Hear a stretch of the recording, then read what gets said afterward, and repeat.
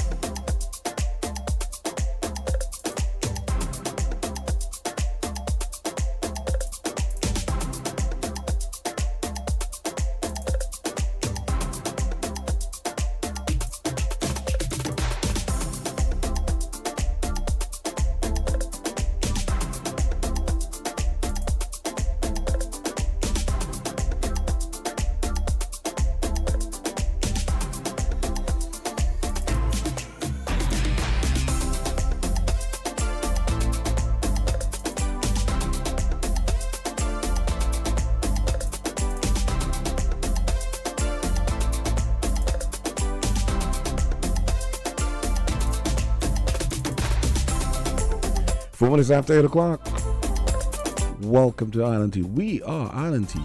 It's we've got the lady sitting next to the pink lemongrass and the invisible man. Why you gotta call it? But it does resemble lemongrass, so I would have never thought of that. But it's all in honor of breast cancer, though. So we're pink lemongrassing around here. How are you doing this morning? Good morning to the Federation of St. Kitts and Nevis. I'm good. Mm-hmm. The regional and international diaspora. Thank you for tuning in this morning. It's Thursday. It's what is it, Jamsta? The 17th or the 17th. Wow, the 17th of October. See, I don't even know the dates. I just know the day, but happy. 14 days away from candy time. Oh, Halloween. Mm-hmm. Oh, okay. Yeah, I don't think anybody pays attention to the candy path around here. No, I think just over in those areas. Southeast area? Yeah. They trick or treat. I don't think. I wonder if we start trick or treating, how would that be? But then that's not our holiday. We'll be copying. So yeah. Yeah, we could. You know what I found out? I think it was 2 weeks ago that you know how we call the Thanksgiving period harvest, even though not realizing it was tied in. Actually, that was the original name. Harvest. Before they call it Thanksgiving. Yeah, because that's when certain things are most things are reaped, right? Especially pumpkins. Yeah. Because everything is pumpkin right now. Pumpkin this, pumpkin that, pumpkin. Everything is pumpkin. Pumpkin donuts, pumpkin pie, pumpkin cake, pumpkin ice cream. It's just pumpkin coffee. Spice coffee. Oh my gosh. Yeah. Oh, I need me some. Pumpkin pancakes. Everything pumpkin and pumpkin soup, which I love. Oh boy.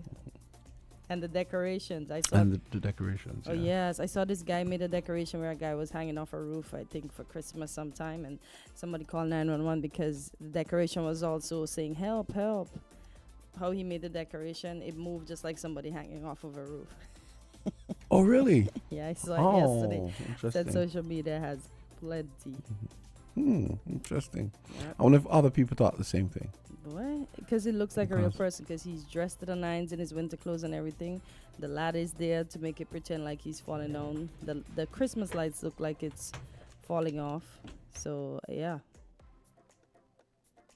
What's happening? No, it's funny when you have these sorts of things that where everyone sees the same thing, and then you have the incidences when everyone sees something different.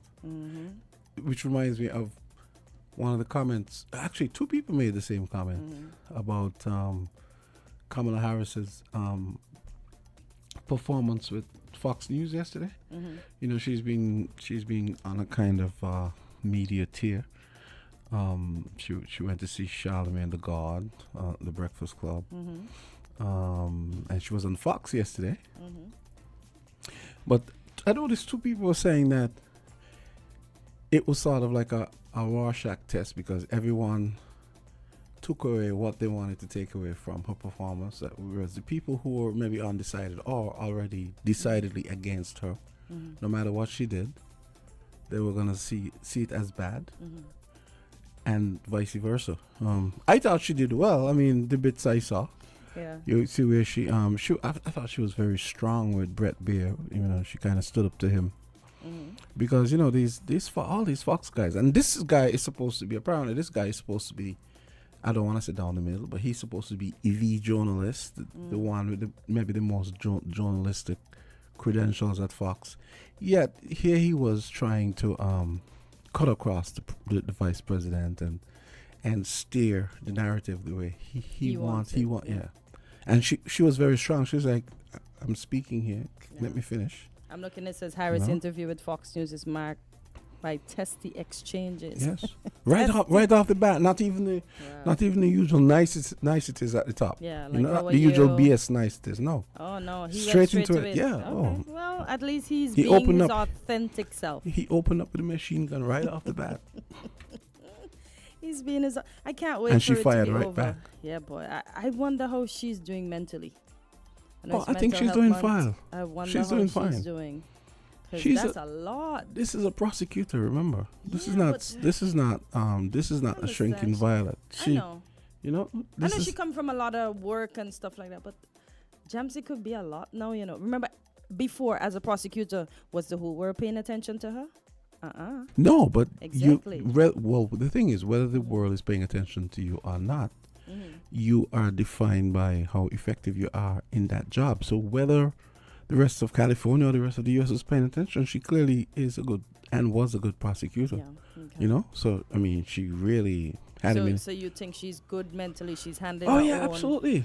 and she has a good support system behind her. Absolutely. Yeah. I kind of thought, though, that when she was asked about Biden's mental acuity and what she may have seen, and I'm sorry, I was gonna just, well, I'm not saying she necessarily saw anything, but it seemed like a kind of thing where, yeah, I may have seen things, but I'm not gonna comment on it. Whereas I would have probably been a lot more diplomatic. I probably would have said I never saw anything or something. You know, not saying I would lie, but. Well, she could have done a J.D. Vance, because you see when the interviewer asked him at least twice the other day if he think that Trump won the 2020 or lost. Was it lost? Did he believe that Trump lost? Yeah, he never answered. He just circled that question. Yeah. And I think after the third try, the journalists just decided, look, this man's not going to answer. But how can you be so fraudulent? You stand for something on one end and then you fall for something on the other end. I did not understand that at all. I was like, what's happening here? What's J.D. Vance doing? Like, answer the lady's question. And boy, let me tell you, politicians are really good sometimes at just going around questions and not answering what is being asked at the moment. The thing that still bends my mind is, right, the fact that there are two completely different standards for Trump and everyone else, and it is like so unfair that it's not even funny.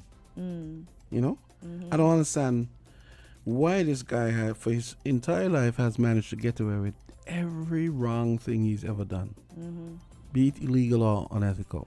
And to see so many people follow him, because I'm seeing a headline here that says Elon Musk has given $75 million to the pro-Trump super PAC so far.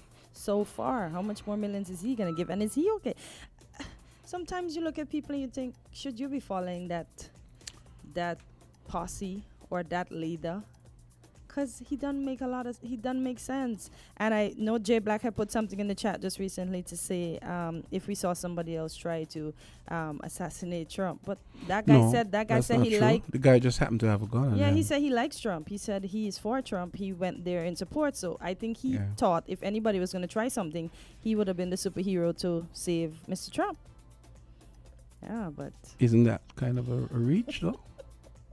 He just happened to have a gun. Hey. He went to make sure he's the Trump, extra protection for his future president. I don't think he said he always has guns in his truck. I don't think the guns were on him personally. Oh, I think they searched him and on their phones. Yeah. So why I guess they randomly searched, but just to say that he says he's a supporter of the man. He just went to, I guess, protect his president. If something would have happened to his there's no evidence that he was up to anything, but you know. Of course, you know, Mr. Vance is going to spin it. Make it sound, they're going to spin everything. Assassinator number 3. But at least I like how they say we made up that story to push the headlines. You know, so they do their own thing in their corners. Notice I made up a word. You hear the word I made up? No. Assassinator. Oh. Oh boy. So what else is on your plate this morning? Well, the Prime Minister is supposed to be giving a speech tonight on in reference to the CBI and so on. Yeah. I think it's at 7:30 tonight, if I'm not mistaken. That's a Okay. time that is coming back to me.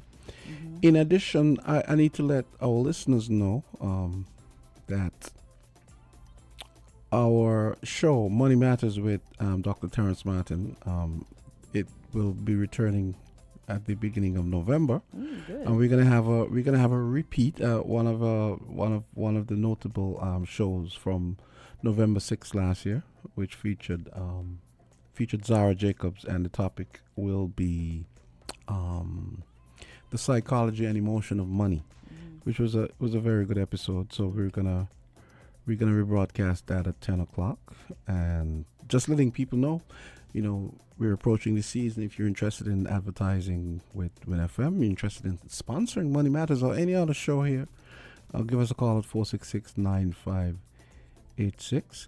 So, still on Terrence Martin, this was the other thing I wanted to. That was just an aside about Money Matters, but he is a finance and economics lecturer at Winston-Salem University in North Carolina. There's some good news about him here. I'm just gonna take a look, read it here. Let's see. So St. Kitts and Nevis native Dr. Terrence K. Martin named co-principal investigator on a $4 million HUD grant. HUD is the Department of Housing and Urban Development. So Dr. Terrence K. Martin, Associate Professor and Director of the Center for Excellence in Financial Services at Winston-Salem State University, has been appointed a co-principal investigator on a $4 million research grant awarded by the U.S. Department of Housing and Urban Development. The study will broadly explore housing and community development needs and solutions for under-resourced rural communities with historically marginalized populations, with Dr. Martin focusing on the impact of financial education. Born and raised in St. Kitts Nevis, Dr. Martin brings a unique perspective to the research, particularly in examining how financial education can empower underserved populations. His role in the project will be pivotal in investigating how financial literacy can enhance economic decision-making, wealth building, and housing stability within these communities. So, as a native of St. Kitts and Nevis, I understand firsthand the importance of financial education in improving economic outcomes for marginalized populations, said Dr. Martin. This grant provides a vital opportunity to study and address these issues. I look forward to contributing to solutions that uplift U.S. and Caribbean communities. The HUD funded research focuses. Where is I? The HUD funded research focuses on innovative strategies to address the housing and community development needs of rural and under-resourced areas, with a particular emphasis on historically marginalized groups. Dr. Martin's contribution will delve into how financial education can play a transformative role in these solutions, providing a roadmap for better economic resilience and access to housing. Dr. Martin's participation in this study also marks a transition in his research career as he shifts toward a focus on developing the Caribbean and other underserved regions in future projects. And let's see, where was I? This work will have implications beyond the immediate research, offering insights that could shape public policy and community development efforts across the globe. As Dr. Martin continues to build his research portfolio, his involvement in this high-profile study will underscore the critical role of financial literacy. So, big up to Dr. Terrence Martin, our Money Matters host. I don't know how he's gonna find time for us, but I'm sure he'll find a way. Where there's a will, there's a way, and he certainly will find one. If you're listening, good morning, Dr. Martin. Yeah, I actually asked him if he wanted to join us for a brief chat on that. I haven't heard back yet because I think when I did it last night it was kind of late. Oh, he has responded. Let me see. Oh my God, he's in Tanzania. Oh wow, it's far. So he said it would be like 2 or 3 a.m. in the morning. Yeah, he's in Tanzania. Yeah. Well, Somebody just asked for Jay Black here. They say, "Where's Jay Black? He just came on, but I have not seen him in like 2 weeks." There he is. What? He got canned already? No, he's been uncanned. Look him right here. He never got canned. He's just a busy man. Jay Black. What does the word canned mean? You've been sacked. You've been dashed out. Hey, talk to. You've been pink slipped. Why are you sounding so soft? What's going on? I don't know. Jamsta, you're the one behind the board. Did you leave your voice in your luggage? Oh my God. Jamsta, don't do that to me. Somebody else said, Cleo, I wondering if Jay Black left the show. I like him. Look, he's back, y'all. He never left. He's right never there. left. Cleo, They can't there's get Jay rid of me. Black. Gwinnett, there's Jay Black. They can't get rid of me. There's Jay Black. For everybody that's wondering. Ta-da. Good morning, In all everybody. black, too. Correct. Back at it again. You missed it. We touched on your guy this morning. Oh, I saw Burl also said in the chat that JD Vance finally answered the question about the election. Yeah, he said he didn't win, basically. Yeah, He said and- he won, basically. And then Burl also alluded to what you said earlier about the guy just going in on Camilla, but she was well prepared being that she's a prosecutor. So you and Burl are thinking along the same lines as well. But I'm sure the people on the other side of the ledger, on the Yeah. other side of the wall, the other side of the fence, It's they less see than a differently. month to elections. 19 Yeah. days, actually, Burl Yeah. says. Thank you, Burl, for all the info. We appreciate you. Thanks for listening each and Yep. every day. Yep. So, Jay, what's been up? We've missed you. It was a great trip. You looked refreshed. For real, Yeah. I feel like I still getting over the cold? not the cold, no, just the whole traveling thing and what's Oh, okay. Yeah, but it was refreshing to be away from the island for a little bit. Okay. Yeah. You went to a different time zone? No, just Okay, Miami okay. for Okay. Carnival. Oh, okay, okay, Yeah. okay. Yeah, it's nice. Oh, you went to do your thing. Yeah. So what was it like? What was it like? Too much St. people was up there. Well, you sound like me.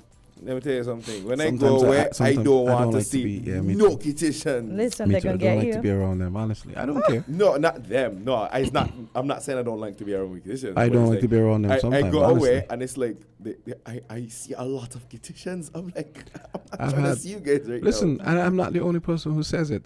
My cousin in Toronto. We used to go to these picnics during the summer, right?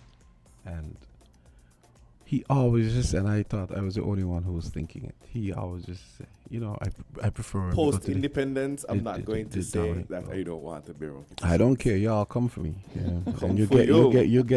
you get what you're Wait looking for that. for. But 'cause, anyway, I know. if anyone thinks I'm afraid to say what I think, okay, Jams. y'all can get mad. I don't care. Okay, Jams. Yeah. So Jamsta's gonna get lashed. But it's nice though. It's nice. I do recommend that if you do get the chance to travel, that's one of the things you should try. It's a different experience. yeah, sometimes. Sometimes. I mean, Sometimes. yeah, sometimes I could imagine you try to get away and they just keep popping up like guacamole. I mean, yo, the thing is about it, the beautiful thing about it is that Kititians are traveling more, and it's not to just neighboring islands. So traveling is gonna get more annoying. No, not necessarily. But I'm glad that people can compare and see where we can compete, because people go outside and then they realize, oh boy, Listeners, if you It's- can't laugh at yourselves and take a little joke, although I'm not really joking. Actually, I'm not 100% joking, but if you guys can't laugh at yourselves and so on, How only 10 minutes and you got me shoops with the mic? It's not good, Jams. Oh, boy. Go ahead. Anywho's, yes, it's nice. It's great to see what's going on out there in the world, at least. Just so you can get perspective and appreciate the things that we have here and how cheap things are here, especially the food. Oh my God. You fine? the food up there. Compared to down here, the food cheaper. Down here or over there? Yeah, what's the down food? here. Oh, The okay. food is cheaper down here. What? Yeah, that's what he's saying. Oh. Okay. Where can you get a sandwich with 5 EC? You know how much is 5 EC? $1 something US. Okay then, you can't get a sandwich just up there. Things starting from at least like you could probably get a nice like sandwich from McDonald's for like $3, but a meal is $27 EC and change, almost $30. Although you have to kind of switch that kind of foreign exchange thinking when you're in a different Well, of place. course you have to, but I'm just trying to say. But yeah, like, I get you. Take your point. Yeah, you like. Of course, I'm going to be spending money in 2.7. Listen, right? I remember this lady came to me in the parking lot. She had, like, I was having a panic attack because I had to outrun these people that had just like Jesus Christ and his wife, and I remember this lady just pops up by the vehicle. She's just like, you have any spare change for the kids? I said, the keys? What keys? She said, no, the kids. I said, the kids? I said, man, from here, you know?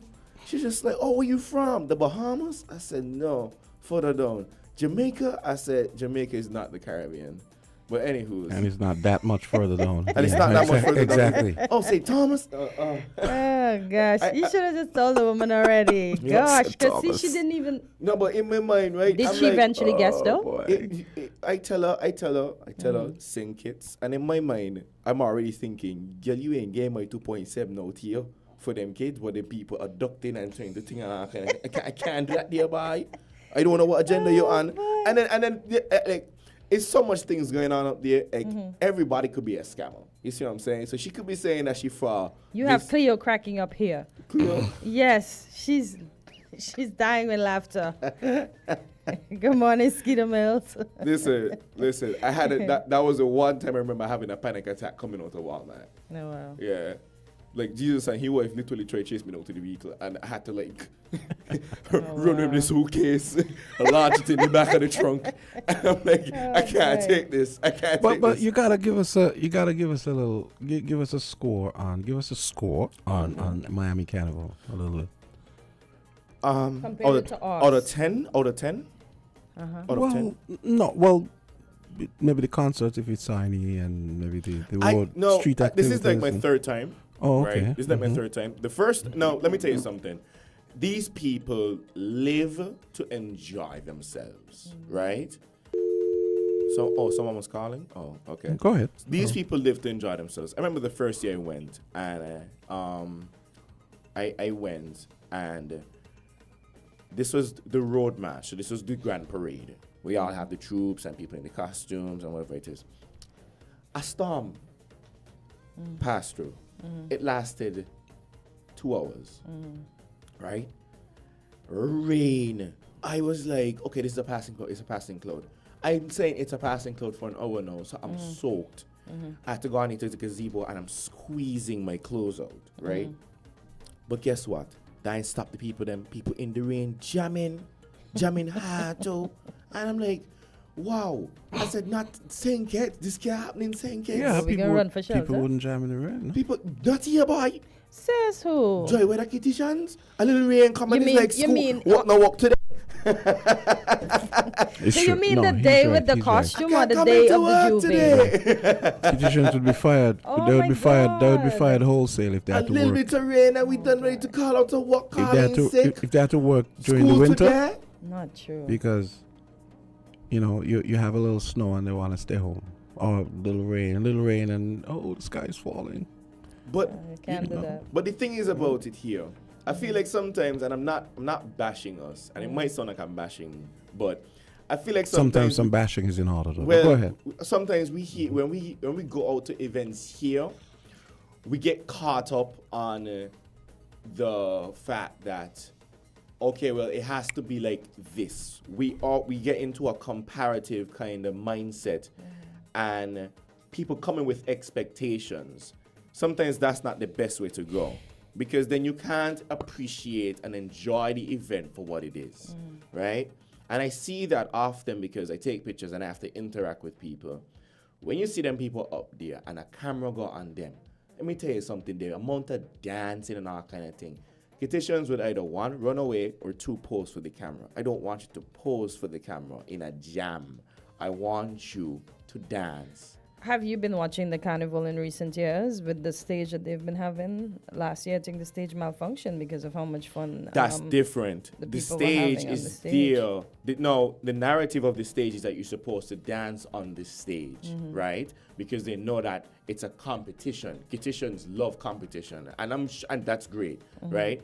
But outside of that, I find that people don't necessarily enjoy themselves, Okay. right? It's always a comparative thing. Oh, I wish this was that. I wish no, but in abroad, in foreign, in the States, in other countries, in neighboring islands, I can compare, and I said, listen, these people know that they come out to have a good time, and they don't need to be drunk to do that.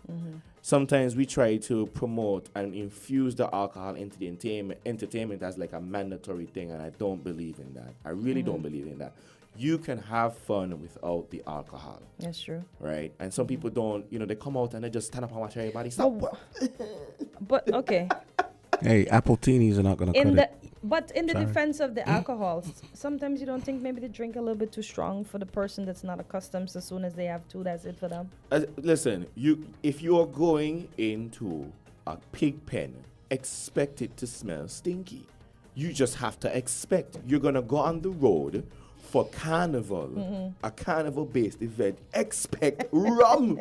Expect some kind of rough alcohol to clean out your throat, right? Oh boy! But This still enjoy yourself without. Yeah, you being can overly enjoy drunk. yourself without getting drunk. You can enjoy yourself. And I did that. I had so much fun. My legs were tired. Like it was a long route, right? But it was fun. It was clean. Ain't a lot of fighting. Like if you're here rolling through the block, like no hands start to swing. But So, because go ahead. because we're such a critical nation, I would say, don't you think that's why people here think, oh, you know me, they know me, so I have to behave, because when I'm not in my plantain stage, they're going to still want to come and bottom me up and say, oh, I see you on the road, but that was on the road yesterday. So do you think these other islands, because these people feel like, they know me, I could behave how I want? Yes, I feel like that's a part of it. I mean, it's very hard when you're on the road and your boss jamming next to you and you're just like, you want to skin out, but you want your boss see you in that manner. So I completely get it. Yeah, how you mean by? I remember as a kid when I growing up and I go in carnival and stuff like that. I remember I used to be shocked when I see some of my teachers on the road. I'm just like, you just jam on the road too? Oh my God. Like, and but you have to teach the kids this is a part of the culture, right? And you can't avoid it. But you also have to be mindful. And let me touch on this. You can't be sending your child in a jam, right? And know that there's alcohol involved, right? Your child. So this is kids that shouldn't be in there in the Yes, first place. kids should not be in there. There's some events that kids should not be going, right? Too many times I see kids in places where adults are, and it's a situation where, what is this guidance? Where's the parental guidance over these kids, right? And then the things about it, these kind of things can stem into what we have today as, the kinks in society, where our kids are not being educated, our kids are not, we have gun violence and all these things. I'm not saying that it's a prevalent thing, but that is where it starts, when you don't have a strict hand on the kids and what they do. If you're going to have the kids indulge into events where adults are, you must have some kind of leash, right? Some kind of curfew. Because then if something happens and these kids go up to be delinquents, you can't be saying, oh, the government, this and the government. That don't make no sense. It starts with us. At home. At home. Gosh, man. That's why I say, I was telling a young man yesterday, you see how many Sunday schools we had back in the day? Who had time to be on the road doing nonsense? Because your parents send you to every single Sunday school, you're Jesus out. Correct. Every single Sunday school. Jesus right out. No, you have nothing to do. You have one morning Sunday school and then that's it. Correct. That's it. Correct. Boy, imagine every church had a vacation Bible school, be it around the same time or sometime after the other churches. No, I swear only a couple churches have vacation Bible school. I don't know. I grew up on Sunday school and vacation Bible school, and I guess, as I said, we had more things to do than what the kids have to do now. And as you said, if the parents are gonna have them, all I hear all the time, oh, it's because children raising children. But come on, these children would have had to have some background to come and raise these children some type of way. And the thing is about it, I'm let's just say we are making 30, right? And I always it's always like I always try to categorize everything. So you're either 21, 22, 23, 24, 25, and after 25 you're almost 30. So everything around that region is almost 30, right? Now, as kids we were told that hey, having kids is not the way to go until you get to a certain age. And you're married. Right, and you're married and all the conditions that have to be met, right? But no, it's like when you have kids, it's like, you get a child? And, I feel like that's... Of course it is. Because that is the kind of thing our parents put on us as kids because they don't want us to go through the same things that they went through, like single parenthood and all that stuff, which has some merit. But what happens is some of us never grew up, even though we're 30, right? We still have that, we're still in high school. Some of us never really graduated from high school. We got the paper, but we never really graduate. So do you believe that part? Well, yeah, because I feel like our culture is about passing the exams, not necessarily having that stuff stick in your head so you can actually action it for a career. It's like, okay, let me cram my brains with this math and ace this paper, and then after that you forget it. You forget everything you learned. Right. So what I was saying is, when we get kids, it seems like it's a death note. It's the end. It's almost like cancer, right? And some people don't know how to deal with that kind of thing. And I could be like, I could say I'm one of those people. If I get the point like, oh my God, like, I'm having a baby, like it's just like, oh my God, like did I let down myself? Did I slip up? Whatever it is. But it shouldn't be that way. It shouldn't be that way. Because if we have politicians here saying that we're underpopulated, right? And this is a fact, right? I'm not trying to make this political, but if the officials are reporting that we're underpopulated, then something should be done to at least educate us on how to deal with these kind of things. Some kind of incentive should be in place, that kind of thing. Because I feel like that is what we need right now. There's a great divide, there's a gap somewhere in how we think towards these things. And I feel like that should be addressed. It's not necessarily a government issue, it's a people issue. It's how we educate ourselves. So we need to figure out how to tell people, hey, a child is not the end of it all. I yapping. I think I should. No. But it wasn't. Because I remember when I was going to school.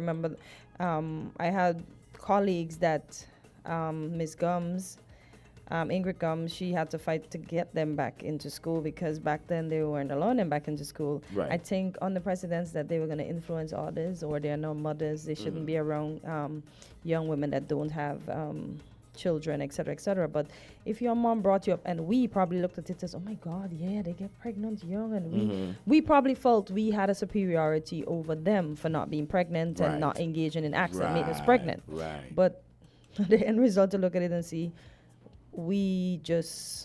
our parents probably just wasn't playing with us. We were more scared than they were. Yeah. Hey, let's take this call and then we have to take a quick break. But yeah, nice to have Jay Black. Good morning, Jay guys. Black back. Hi. Good morning. And everybody in the chat says the same thing. Yeah. Jay Black, good to see you. I thought you got canned. Nah. I can't cancel the dog. I can't cancel the dog. Anyway, you're talking about kids, right?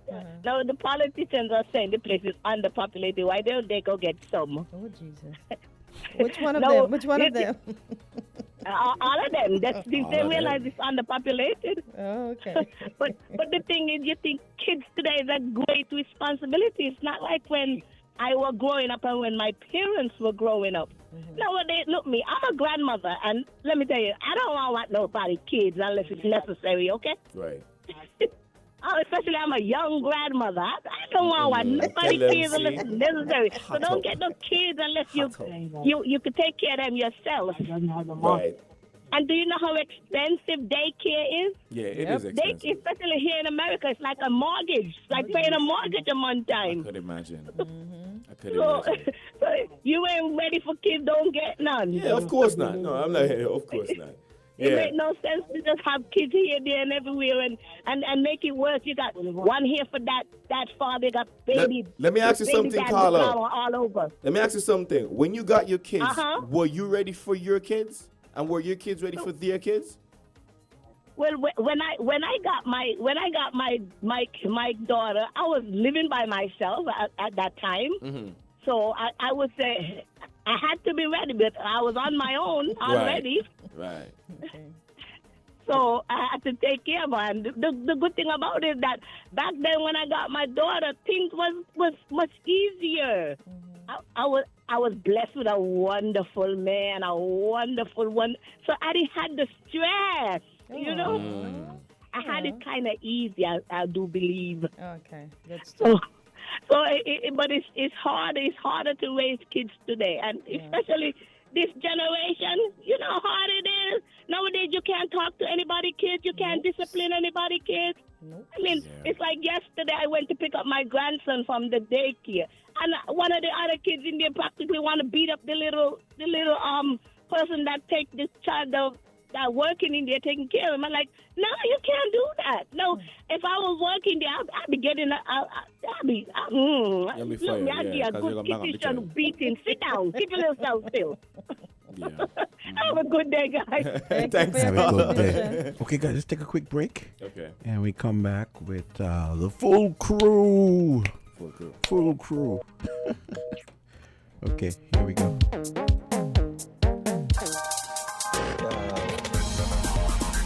We're different. We're 98.9. 98.9 Win FM. Have you heard the exciting news from Makana Ferry Service? Here goes! We've reinstated subsidized rates for 2024. So now you can travel to Sabre, Statia with a reduced return rate, and we introduce special same-day rates. Wait! There's more! You've asked for day trip to St. Martin? Well, now it's a reality! Yes, on the weekends. Also, with the introductory special same-day rates, giving you savings and affordable transportation options, where you save every time. And hear this, our new schedule now includes Anguilla. Go to www.makanaferryservice.com or call our local agents. Ship it for less at 869-466-1151 extension 2 or 662-3961. You can email makana@shipitforless.com. So now you know. Enjoy the sun, sand, and unforgettable celebrations this summer with Makana Ferry Service and the gift of connection. If you need protection, you need one who you can trust to secure your investment. You need one who'll do you just. TDC Insurance, you're the one that you can trust. TDC Insurance, you're always safe with us. TDC Insurance is your go-to insurance company for all your insurance needs. We take pride in offering you the best solutions and ensuring our customers are fully satisfied. TDC Insurance, we take good care of you, guaranteeing you peace of mind. You're always safe with us.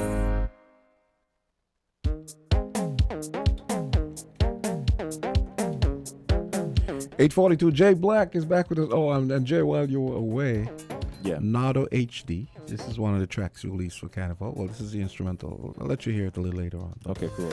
Revelers in the Streets. You know why? Tell me Because St. Kitts Nevis is my home. That's a line from the song. Don't forget to join us at 10 o'clock. We have a rebroadcast, a rerun of Money Matters with Dr. Terrence Martin. The show returns early November. This morning's episode that we're going to be playing at At 10 o'clock, it features Zara Jacobs. She's a psychologist, and the topic was the psychology and emotional side of money. So stay tuned at 10 o'clock. That's just to whet your appetite until the show resumes next month. Okay. Yeah. Mm-hmm. Yeah. So where were we? Okay, now tell me about the. Was it collision? Which one you went to? So we had Tero had that thing, yeah. Yeah, he had an event in collaboration with the St. Kitts National Carnival Committee called Revive. No, Revive. Yes, Revive. Oh, okay. Right. Now, of course, it's a local event. I would say it's a local event, right? When I say local, in the regards, like all the acts were local, right? And it was intended to promote Carnival as well and promote St. Kitts music? Promote, cool. St. Kitts in Miami, right? So it was at Fancy Loaf. You know what Fancy Loaf is, right? Yeah. Okay, so for those of you who don't know where Fancy Loaf is. Well, I don't know where it is, but I know of it. Yeah. Right. So Fancy Loaf is a restaurant in Miami. It's also like a little party hub. It's a hub. That's exactly what it is. It's a hub for Caribbean people. If you're in the States, if you're in Miami, and you want good Caribbean food. I said that so it's the not other day. So it's not just St. Kitts Nevis people that showed up then. This is no. This is no. But of course, because the truth is we don't do well at that. Primarily, it was Kittitians and association, right? Mm-hmm. So I pull up at the event, and let me tell you something. Fancy Loaf is it's like in a complex, right? So you have a parking lot, full out of people. Right, people outside. There were more people outside than inside at one point in time before the party actually started kicking up and whatever it is. But it's like Caribbean vibes. People just you have people in their cliques, they're talking, dominoes running, drinks selling on the outside. You got somebody outside chopping up chicken, somebody chopping jelly. It's just Caribbean. No pork, man. Come on, no jerk pork. I think was it jerk pork? I don't know if it was jerk pork. I know there was chicken. Okay. They had somebody outside by the thing chopping up chicken and serving it out in crates and stuff like that. Nice. Yeah. So it was nice. Big up Fancy Loaf one time. The acts came on and people were really, really happy to be a part of that. Especially the fact that you're outside St. Kitts, you're coming to enjoy yourself, and they gave us some big flags, man. Like, them flags you could wear as capes over your shoulder. Everybody had that. And the pictures are going to come out soon because I took some of them. Okay. And it was real nice, man. But what was the feedback from the, because I imagine a lot of people don't even know we have Carnival, or even when we have Carnival. Did you run into anyone who maybe, St. Kitts Nevis, you guys have Carnival, Sugar Mass, blah, blah, blah, it's in December? You didn't get any of that, or is it just not necessarily, but I did raise the awareness to the page, the Facebook page. Because they would ask me, where can you find the pictures? I said, well, the page. We have a page. Oh, send us the page. You should share it. Okay, cool. Yeah, okay. Yeah, when you have time afterwards. Yeah, St. Kitts Nevis National Carnival Committee. Oh, that page. Yeah, thought you meant. Okay. No. Yeah. Okay. Yeah. Mm-hmm. So, a lot of people, they're like, they have a page? I was like, we have a page. He's pointing them to the page so they can but come for of course, Carnival. this was more of the people in the mature demographic that, they're probably not on social media as often. But, Carnival should make me an ambassador, just saying. But, I like that shameless plug. I just plugging myself, like, make me an ambassador. I already have a shirt. But anyways, it was dope. It was a good experience. I kind of was like, oh my God, like I'm coming to a function where it's Kittitians again. I swear 50,000 people was up there. Oh my gosh. But it's nice when you can be in another country, you see people that you're good with and all that stuff. It brings a little bit of familiarity. It's comforting. It could be surreal sometimes, yeah. It is, it could be surreal sometimes, Yeah, but it's real nice. You see people that you never even know were in Miami. Some people like you've never seen in a long time. That trying to hide in the States. No, we see you. You still Kittitian, make you what you say. You know what I'm saying? Yeah. But yeah, it's nice, man. I just like the fact that, some people never abandon their heritage. And I feel like the patriotism gets stronger once you leave St. Kitts. Like, everybody be like, they're happy to see somebody from home. Versus, I Kittitian, what you got about? They get louder with it, because, we got to call her. Hey, Carlo, you're on the air. Good morning. Good morning, Jamsta. Hey, what's up? Hey, Kortensia. what's up? Good morning. How are you? Morning. Wagwan. Wagwan. Everybody good? Mm-hmm. Yes, Yeah, so thanks. long. You? Yeah, not bad. I was actually calling to talk about the party conference yesterday, the POP party conference. Mm-hmm. Yeah, the conference. And Yeah. Okay. Yeah. the, A press the conference. Prime yeah. Minister and the former senator launched a scathing attack on the government's handling of the quote unquote assassination of the party member, the Aziwa Niles Jones, and the police handling of the matter. And it's very shameful, it's very shocking and shameful to see that there's hardly any progress being made in that investigation. A high-profile murder or assassination, whichever you prefer to call it.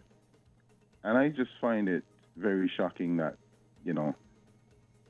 according to what I've been hearing, that the family hasn't even been getting good liaison support from the police or anything like this. It's very shocking. And the minister, the former senator, also went on to discuss, and it's also posted on the I think it's SKN Times, about what transpired and how it led to things like I think she mentioned the IMAX situation as well. So it's just very shocking that none of this is really being when you look at it, it doesn't seem to be taken very seriously by the police. Okay, and it's borderlining on what was happening in the Philippines a few years ago, with how the leader of that country was dealing with what he saw as sort of like threats to national security in the sense of criminality and stuff like that, and how he dealt with it. And I'm seeing that there's just these weird parallels. Like, why aren't these crimes being solved? Why is nobody turning up charged with a lot of these incidents that are happening in St. Kitts and Nevis? So I just wanted to touch on that. But let me to begin with. But let me say, I know there were accusations leveled at the St. Lucia police some years ago at the U.S. government about extrajudicial killings and so on. Killings, and right? and That's the and word I they, want. and they I were was trying to avoid using it. Yeah, and there were reprisals as a result. I think that may have since gone by the wayside, but I mean that has never happened here. So we've never heard any. We've never heard any lectures from the U.S. government about that. That's the word I wanted to use, extrajudicial killings, but I was avoiding it. And then also, I came across an article last night about Dominica being put on an advisory list by the UK Foreign Office. Dominica is been put on an advisory list for British nationals because of certain crimes in the country and stuff. And I had actually gotten wind a couple of months ago, and I mentioned this to someone else, about some words that were said to me about St. Kitts being considered for a similar circumstance, right?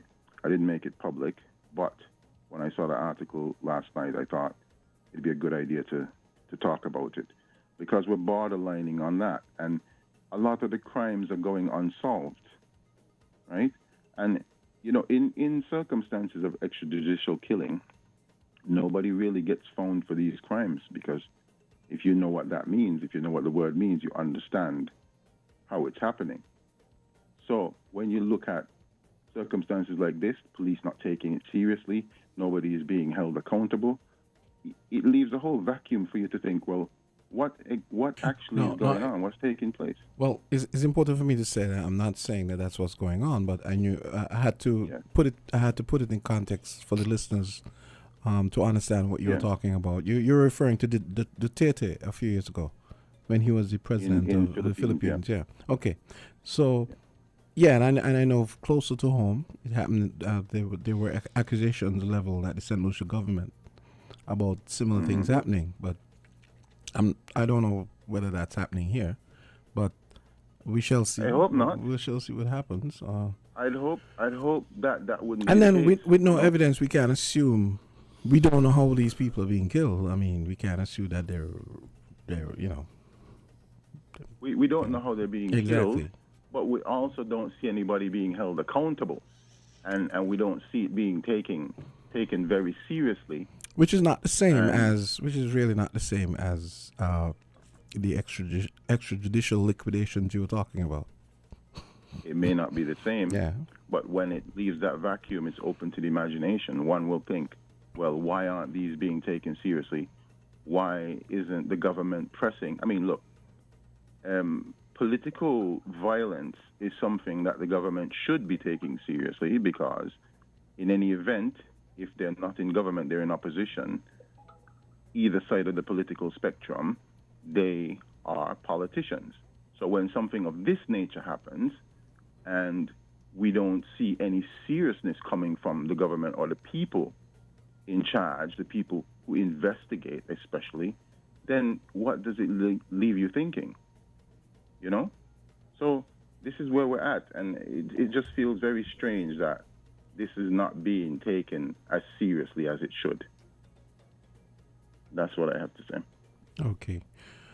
Someone here is saying, what do you mean that has not happened here? I didn't say that hasn't happened here. I said there's no evidence of that. There's no evidence. Yeah, Right, that's what you're somebody's saying here. Yes. But I also wanted to say that the absence of evidence is not evidence of absence. So just because you can't see the stars in the daytime, don't mean they're not there. True. Mm-hmm. Right. Okay. So I want you to also, I don't know if you could find the article about Dominica. The funny thing is, I think I saw something similar, but that was like months ago. Surprisingly, I did see something similarly. No, I think there was something recent. Oh, okay. An advisory, a recent one. Mm-hmm. Also, the Commonwealth Heads of Government Summit coming up next month. Yeah, in Samoa. There was an article. Say again? In Samoa? In Samoa, yes. And some of the Caribbean leaders, there's a couple of articles that came out yesterday, the Caribbean leaders wanted to have reparations. Wanted to have the reparations being put on the agenda. And the British Prime Minister, in no uncertain terms, said no, and that Britain's not paying any reparations, or doesn't pay reparations, let's say it that way, because that's what the article says. Yeah. And I don't think that, well, firstly, I think that should be challenged immediately, if that is his position. I think the Commonwealth leaders should be challenging that. And if he's not going to discuss it and not put it on the agenda, they should do him like they were going to do Theresa May during the Windrush scandal, right? And just threaten to not turn up, because that is one of the most pressing and important issues for the Caribbean region. And here in Britain, there's a big hoo-ha. We were down at Parliament yesterday. There's a big hoo-ha about this whole reparations story. And the problem with the United Kingdom is the ruling class here, and I think one of the ministers, former, he's an MP, but his party is no longer in power, Jacob Rees-Mogg, was complaining about the same thing and saying that we should be thanking the British for ending slavery, right? There's another article that's out today. I think it's in the Express paper or one of those other papers. And his idea is that we should be thanking Britain for ending slavery. They don't want to pay any money, but I feel that there's other forms of reparations that could be had. And I'll give you an example. University placement in the UK. The UK should look at the possibility of offering education, further education and university placements to the Caribbean, to young people. Much like here in the UK, young people can go to university without having a cent in their bank account, right? And although it's not free, they have to pay it back when they start earning a certain amount. I think something similar should be extended to people in the Caribbean if they don't want to come out their pockets and pay money. Okay. So wait, and you want him to pay back? You want him to pay it back? Well, I'm not saying that they should have to pay it back, but what I was going to continue and say is that when you look at the comparison between what international students pay for university in the UK versus what UK citizens pay for university, sometimes it's up to twice as much. So the average tuition fees in the United Kingdom are £9,000, right? I know African students that are paying $18,000 for the exact same course. Wow. So these unfair advantages, right? And the attitudes of the British and talking about we are, behaving as though we're entitled and grifting. That's the term Jacob Rees-Mogg used, grifting. Okay? Now, these people are these people are the apex planetary grifters, and they're calling us grifters and entitled. Exactly. Who's more entitled than them? Exactly. If kidnapping people from their homes for centuries and building up your nation, building empires and industrial revolutions is not grifting, then I don't know what is. If the criminal making the victim pay reparations, and I'm talking about Haiti here, and back when slavery ended and they paid the planters. If the criminals paying the criminals and asking the victims to pay reparations isn't grifting, to say the very least, and that's the most pleasant description I can use. I don't know what grifting is. Well, you're asking the victims. Asking the victims, because we paid reparations through taxes. We paid for it through taxes, right? Yeah. So imagine the criminal has to give up his criminal activity, and you pay him reparations because his criminal activity has to cease. And these people calling us grifters and entitled. Listen, we were in Parliament yesterday for some Windrush events, and all you can see is statues of these people they hold in high regard, and they're all criminals in my book, because that is where slavery, African enslavement, or enslavement of African people was enacted into law. So they're all criminals. And the Caribbean leaders need to get serious on this issue and threaten to either boycott or make some other way of these people paying for something. Okay? We were in Parliament yesterday, and we were having debates around Windrush because the scandal is still happening. And what's happening, let me just update you quickly. What's happening in December is that every person in the United Kingdom, every resident here who holds a biometric resident permit that proves that you have a right to live and work in this country, the government will no longer be issuing those permits or cards or evidence, physical, tangible evidence of those permits. It will only exist in an online database of which you will have access to when you set up your account. It puts the people who rely on this to live, work, and rent in this country in a position that they were in 1973 when the Windrush era ended, and they were left without documentation. So now the documentation is only digital, and they won't have any tangible proof of it. So if you're boarding a plane from India coming back to the UK, for instance, and the computer says no for whatever reason, the Windrush scandal all over again. This is what is happening. Okay. And when I speak to leaders in St. Kitts and Nevis, and they tell me, oh, I thought it's all sorted, and you tell them, no, this is what is happening, they don't believe you. They don't believe you. They're waiting and trusting, and it's going to happen again. That's my contribution for today. Yeah. Okay, but before you go, I need you to lighten up a little bit. What are you doing for Christmas, man? Come on, man, lighten up. Come on. I'm not going to lighten up. What do people do in the UK for Christmas? I mean, come on, give us a little thing before you go. He sounds like he does nothing for Christmas. I'm not going to lighten up on this issue. Yeah. Because these issues are impacting people in a serious way. Fair enough. They're impacting people. I sat in committee rooms yesterday in Parliament, and I listened to a gentleman. They had to stop him because he was trembling so much he was about to collapse. Wow. He was telling his story about how he was born in the UK, a British citizen, and deported to Nigeria. In the 90s, he had to trek through Kosovo, Bosnia, all those areas where the war was happening. And he said, bush parts only, no main roads, bush part only. And he was standing right next to me, trembling with fear as he recounted what happened to him. And this is happening to people. And the governments, your embassies, our embassies, they do nothing about it. They don't stand up to the governments here. They don't represent the people. They don't look after them. I can't really lighten up on this issue because a lot of these issues come across my desk on a regular basis. Okay? Anyway, thank you for your time. Yes, and okay. I hope you guys have a wonderful day. Okay, great. Yeah, you too. All right. So, Cheers. yeah, Bye. okay. But yeah, that's that this is the kind of stuff that I guess makes for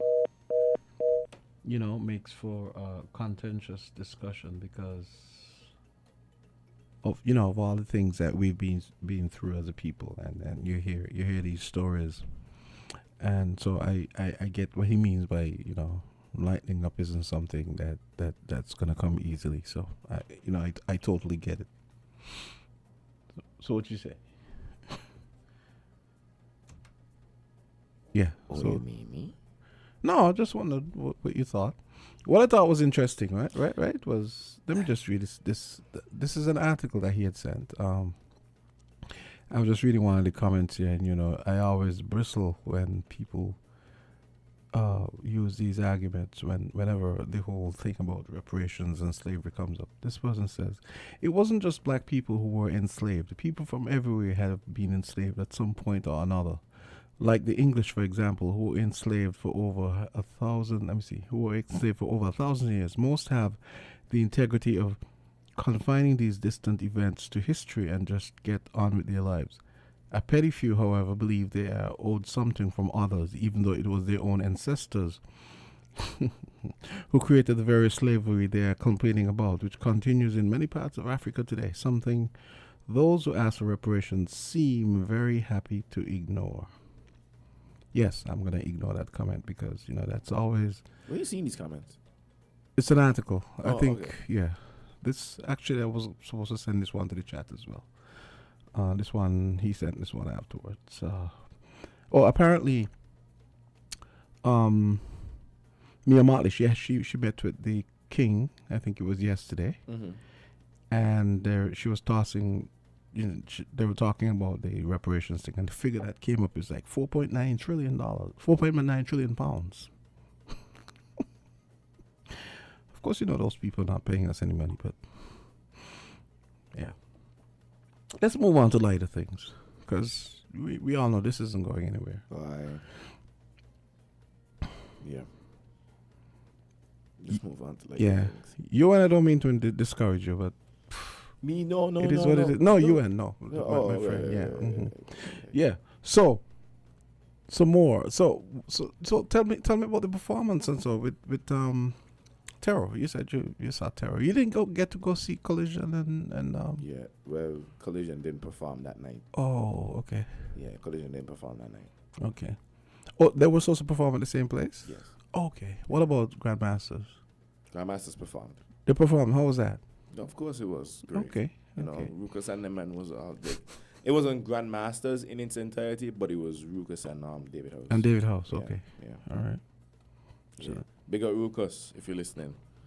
Yeah, so it was really refreshing. It was nice. It was a jam-packed event.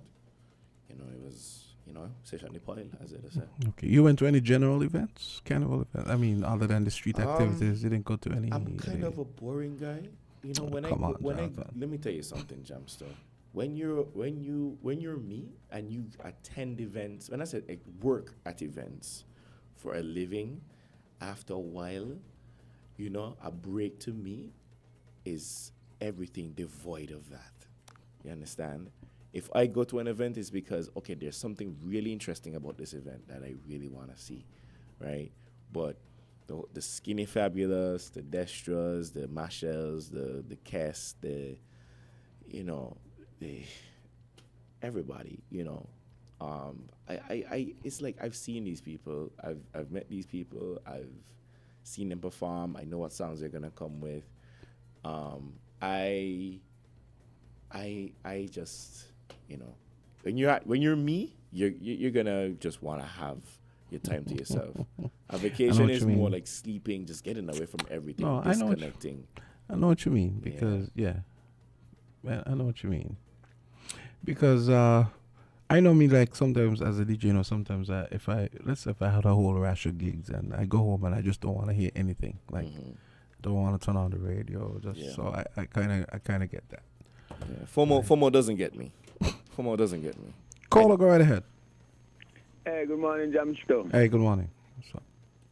I hope I didn't disturb no after the fluff the program I was going for the morning. Oh, you haven't yet. Okay, I'll be very short. I can follow up on what's being discussed. All the time we've been discussing about this matter up by me, right? I now call the station, and they're going to now tell me this morning, I going to now have to write to the commissioner to get a copy of that finding. When I've been told on 2 different occasions, I've been called from the St. Peter's police station to come and collect the said document. But I now have to go and write to the commissioner to get a copy of a crime that's being carried on against me since February of this year. That's why I tell you, this thing needs to be known. This thing, we try to I can't make it up on a Monday because I have to go for therapy. I go for therapy on Mondays and Thursdays. Physical therapy. Okay. I've been to all the avenues, the only profession I never yet visit is a doctor. Everywhere else I've been to, everywhere else. And I'll tell you, not only you, but all who listening, the Tweed and the Tweed family, all of them, there's a problem between us. It's a kind of thing to come over us, we meditate a lot, and it's like, we believe we are professionals. And it's like, after a while, it will affect us. And I don't try to suppress it. It's like, many of them, they reach psyche, and sometimes they do be doing things and they're out of control of what they're doing. I am aware of it because I don't suppress it at times. I don't suppress it at times. I'm reaching out to all the avenues possible for assistance and I'm not getting it. It's my financial investment. I take and invest in my farm. But the man, only when I home I cry, not on the street, Because it's like me want to go do nothing. And Joe, please. Hello? Yeah, I'm listening. We're listening. Because it's like I could hear it, I crying out for help. It's like a crime. It could turn into murder. And they ain't listening. They ain't paying no attention because it's like it's 2 nurseries. One set of seedlings supposed to be transplanted by this month. And right now the land is not being prepared. They ain't completed as yet. Started from since December. It's 11 months now gone, December of last year until now. I done had to discard X amount of seedlings. When they came up here with the bulldozer, them drip lines, them fencing, they push away my fencing. They let me put the drip lines and to be destroyed by animals. Almost 2 acres of drip lines. Irrigation, the man, I can't take this no more, I can't take it no more, the one who listens here would be crying out, Here would be, at the end of the day, if I left alive, the same set of people who are listening going to be jurors on my case. It's them going to be the jurors and the time I keep off away. They got to know the information. They got to know what's going on. If I was slandering anybody's name, they would have taken me to court a long time. It is because I'm speaking the truth. It is because I'm speaking the truth. No lawyer letter have reached to me as yet. So then, because they're talking the truth. but let me ask a question. So then, why? I mean, you've been talking about this stuff for years. Why has there been no? I mean, you said you've been to the Prime Minister. I mean, if you go to the Prime Minister and nothing has changed, I mean, then you could say there's no hope. Why? Well, Why? if the Look Prime at Minister, it, like they're pushing this criminal thing on the 16th and under. No under 16 doing this to me. No under 16 doing this to me. The whole thing about this here, Jamsta, and who else in the studio, what I am doing, I'm bring the whole history of the country into light. Because the ruling administrators take our lands and do what they like with it.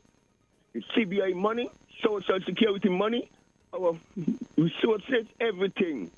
I know, but we had 50, but what I want to know is why is it nothing is being done to help you after all these years? I mean, I've heard you talking about all these things happening to you and only you. Why is that? Because, for example, right, check all great men. They go through all kind of things until they get murdered. Only a few of them live till Creator take their life. The majority of them, they be murdered. Just look at it that way. Look at it that way. For example, right, the electoral system, by coming on to this EIN, you have an influx of Spanish. It's getting close to, they have to live on circuit for a year for them to become eligible to vote. Yeah, a lot of things going on. Our Social Security money that is take, go borrow, use land security, and the money being repaid, and it's like the walking freely. Yeah. A lot of things going on, weighing on a control of we land. We already paid for. Agriculture industry will reach to the highest heights if we get control of it, and imagine you pay for land. And then again, the VAT that we paid, we are supposed to pay a 17% VAT. Well, you don't pay off a bank. How come you're still paying the bank when you already pay off for it? The 17% VAT is not supposed to be. Since about the 4th of August 2017, we paid off the IMF. How is it we're still paying 17% VAT when a percentage of that 17% should have been deducted from the 17%? The only thing I speak of, the 1st of December of next year, going to make 50 years our parents are going to vote for Bracha to acquire our land. Have we had any control of our land since? These are the things they're preaching, and these are the things that they deal with them. These are the things that are going to cause them to go to prison. Just like how Sam Daniel was arrested. Bracha never used to watch in the face. Bracha never used to watch in the face. I got documents, that's why they can't do me nothing. I got my documents in black and white. From since 1989, the 19th of December. I reached up to 85. I went down to get my documents by 1989. Okay. It took me over a mile in pipes to get water on my farm. Okay. People do not know. Okay, I have to take another call, but just know that we were listening to you. Link with me, man. Link with me. Creator got me alive, you know. Okay. He leave it in me, thanks. Okay. Respect. Call or go right ahead. Okay, well, it fell out. Okay, let's take a quick break, Jay, and come back. Okay.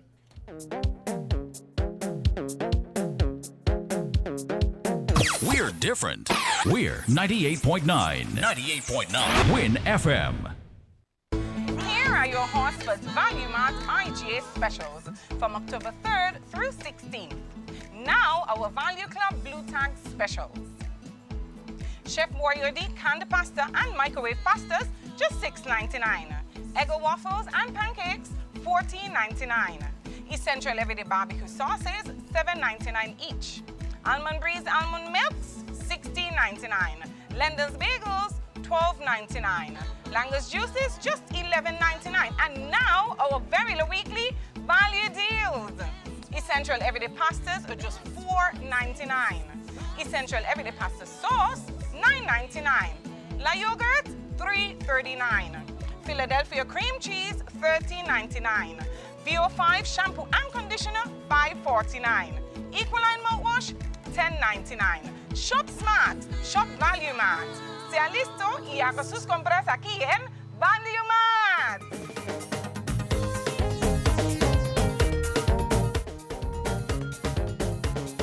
So we're back. It's 9:17, and we had a call, of course. And Jay, you know what people do? They call during the commercial break, and then when the commercial break ends, and they come back, the call stop. You see that I want to talk on something a little later. Mhm. You know, Yeah, of course, These of course. calls get me so emotional. I don't feel like I need to turn into Superman and just solve all the problems. But you could imagine what a Superman would be doing in this day and age. I think a Superman now would be a politician. Oh, I don't think so. I feel like, well, if not, then he'll be an activist in A this. politician, then he wouldn't be Superman. I mean, remember Superman is good and wholesome. And No, but what I'm saying is, it's somebody honest. that can cause change. No, right? not It's at not all. someone that can lift heavy boulders off a car. The only change politicians cause is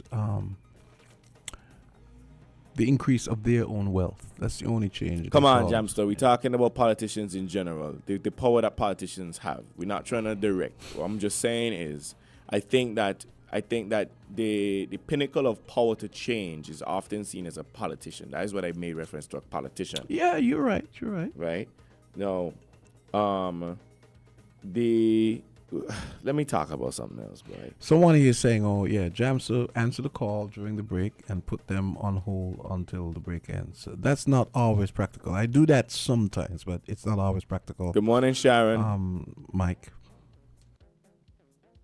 Sharon. Yeah, Sharon Ratan. She's listening. Oh, okay. Yeah, Sharon. Hi, Sharon. Yeah, Sharon, aren't you on the radio, Sharon? Anywho's, yes. Let's talk about the carnival route. You know, the carnival route and the judging points this year. Yes, broad brush statement. Sharon says that's a broad brush statement. Yes, it is a broad brush statement, and I stand by it. Okay. I stand by it. Politicians are largely useless, except for increasing their own wealth, getting the bag. That's the thing they do best. Who's gonna challenge me on that? I'm not endorsing that. Yeah, go ahead. Yeah. Anywho's, let's talk about the carnival route and the judging points this year. Let's talk about something light. Yeah, this is light. This is light. Oh my God. Anywho's. So guys, if you haven't been paying attention, here is the update. The route for the carnival grand parade has slightly changed. I think they're trying to extend, of course, they want to throw the route, the parade a little further out because it's getting longer and carnival is evolving into something much bigger than how we are right now. I remember Shannon talked about she kind of was mulling that since last year. So Yeah.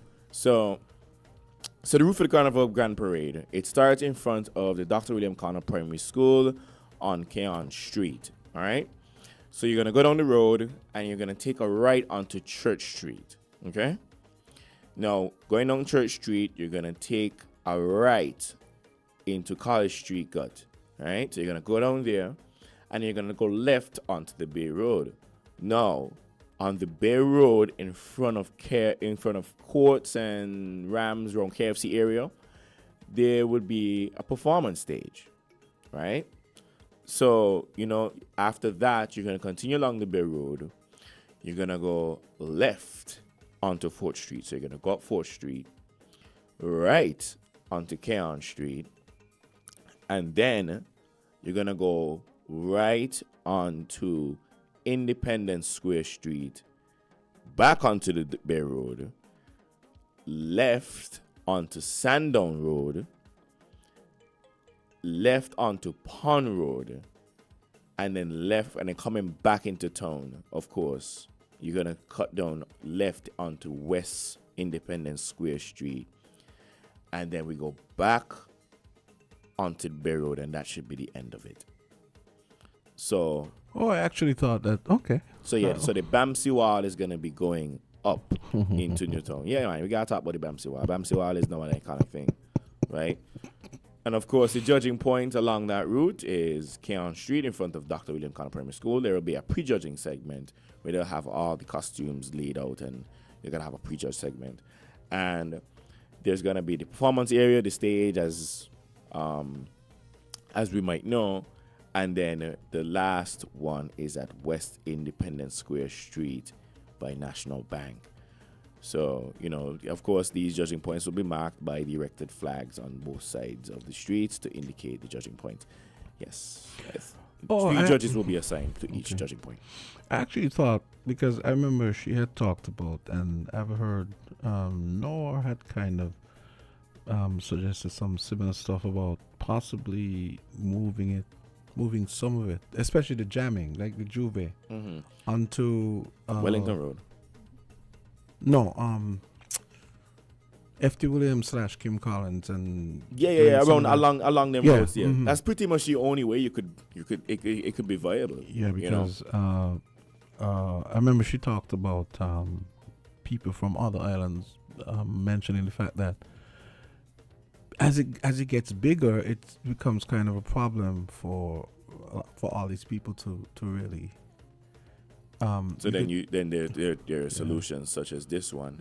Yeah. There's someone that actually says that the route was used some years ago. No, I remember that. I don't know. I probably too young for that. That's about 6 years ago, I think. Maybe 6-7 years ago, something like that. Yeah.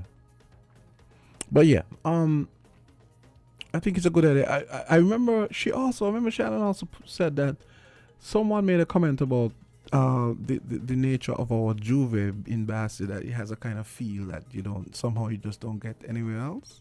What do you mean you don't get anywhere else? Meaning it has a kind of, I don't know if intimacy is the word. That's the closest word I can recall. Go on, explain.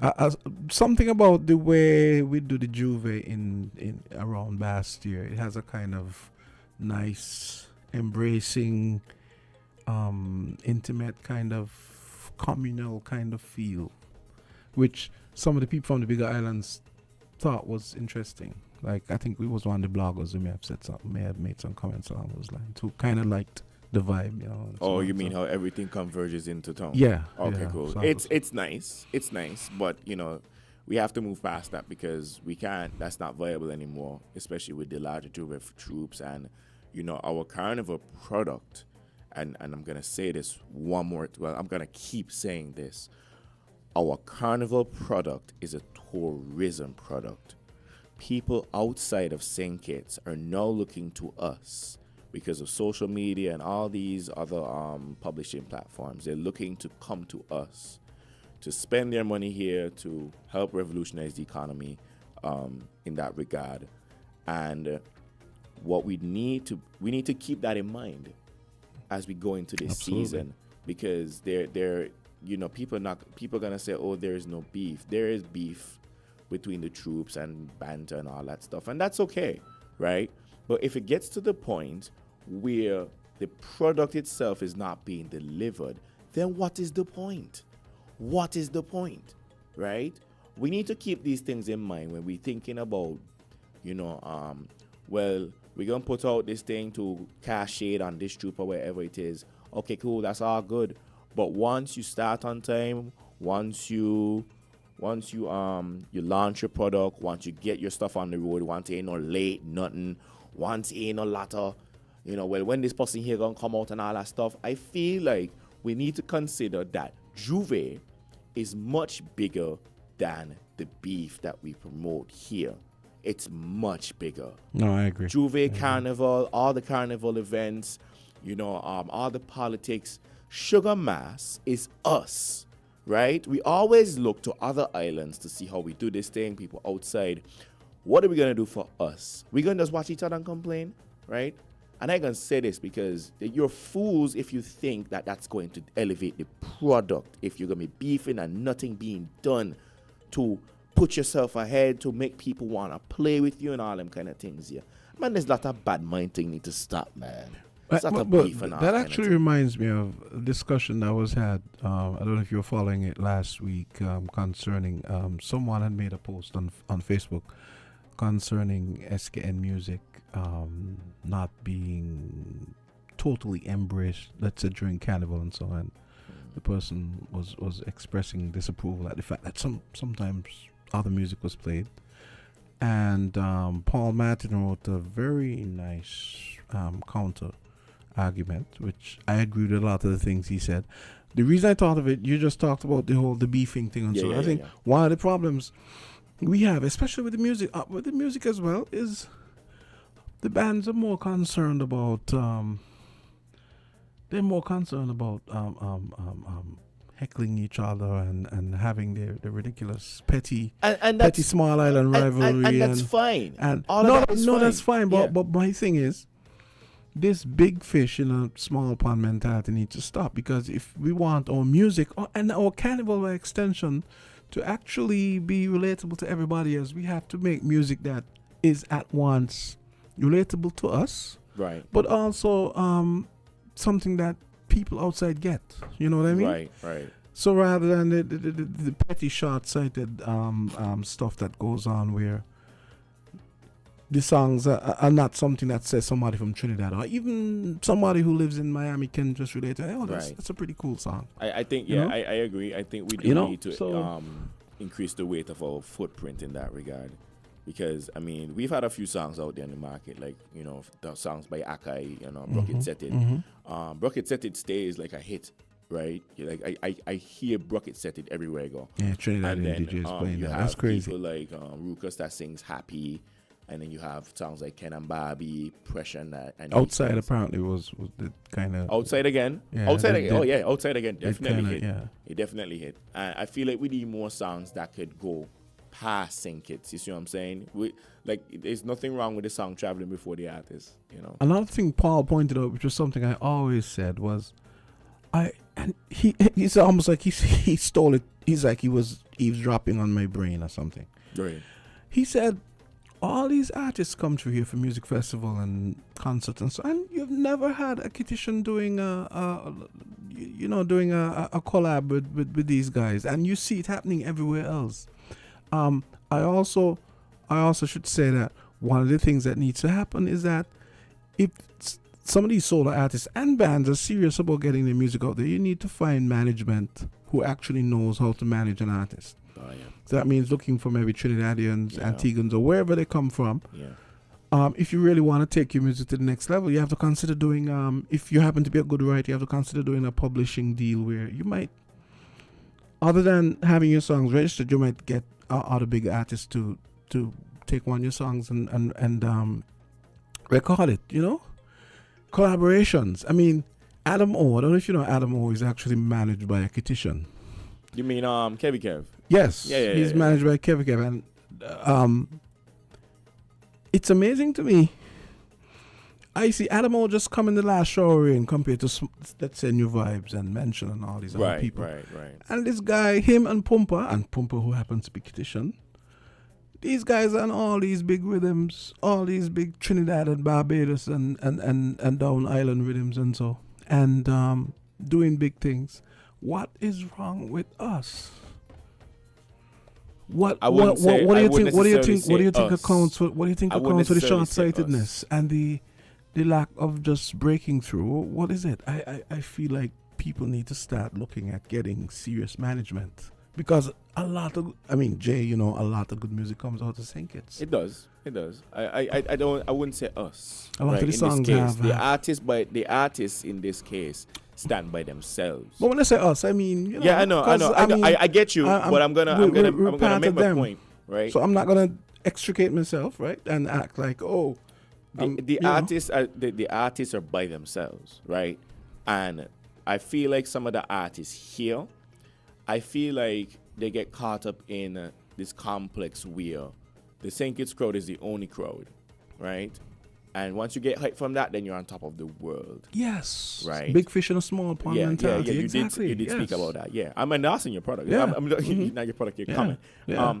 And when you talk to some of these guys, it's like some of these people don't want to dive into like the online distribution part of it. Okay, are you on Spotify? But no. But even that, I mean, you should be able to, I know, you should be able to buy songs off iTunes. Don't people know iTunes still exists? You can put the songs. Apple Music. Yeah, you can send the songs to if you're not into the streaming thing, at least provide the songs to Apple for people to buy. And then sometimes it's like, I feel like these songs come out and then they expect St. Kitts people to just normally gravitate towards these things. The music arena has changed so much with the emerging trends, the ever-changing trends of social media. You can't just release a song and just hope that it will organically, just resonate with everybody. It has to be good, first of all. So there's nobody entitled to listen to your song. It has to be good, right? And then it gets a little bit of plays. You like 3,000, 4,000 plays is nothing. It's nothing, right? And then they don't try to get their music on the various distribution platforms, iTunes, Spotify, they might say, oh, these things don't make me no money or whatever it is. I don't care, dog. Right, so if you want to make money, your music out. have them available for download so people can buy. There's no social media presence. There's no visuals to your content, so people won't know about you, right? I mean, if you have to do a visualizer, you don't have money to do a video, you can use your phone. Exactly. You don't have to get a professional videographer or photographer, whatever it is. No, you need to hire Mr. Lekayani, nice pictures and stuff like that. But you don't need the most expensive gear to promote yourself. You don't. The times of that, the gap has closed exponentially. You don't have to do that stuff anymore. Facts. Yeah, and just to touch back on something, just so I'm clear, our carnival. I'm not saying that our carnival product is our only tourism product, but it is a part of it, right? Now, everything that encompasses carnival, the road march, the whole vibe of carnival. During that time, people look forward to that. I speak to people all the time. I be like, oh yeah, we got Touch Sugar Mass this year, boy. Yeah, come, tell your friends. Oh, come. when you're in Miami. Yeah, cool, man. Yeah, man. I stay promoting us, man. That's what we want. I mean, you remember last year? I don't feel last year we had a few bloggers, people from Yes. Carnival Committee arranged for some influencers to come here. That is pretty impressive. And do you know that some of the islands don't know that we have a carnival? I know. There's this weird thing we do. Barbados. Some people from Barbados literally don't know that. They say, "Oh, I didn't know y'all have carnival." I said that's crazy because everybody has a carnival. Everybody has a Even carnival. Barbuda has a carnival. We know exactly what's going on with y'all carnival. Barbuda Let's say they don't know there's so much things going on here. I say yes, we hear about Barbados carnival all the time, but y'all talking about us. What other thing? What's the other thing y'all could talk about having other than having Rihanna at your carnival? Like, what is it? Tell me what it is. St. Kitts, we don't operate like I can't say shit. Big up my Bayesian people, them. I ain't mean nothing by it, but that's wild to me to think we don't have that's wild. Like, we don't have a carnival. That's crazy. Yeah. And so I don't know if you noticed. I think the carnival program came out while you were away. And you notice a lot of the things are a lot earlier than usual, which I thought was interesting. And when I do the kind of, let's say, the logistical thought experiment in my head, I kind of understand how it could be interesting, because let me see. I think the Queen show, the Calypso show is a lot earlier. The Queen show is a lot earlier.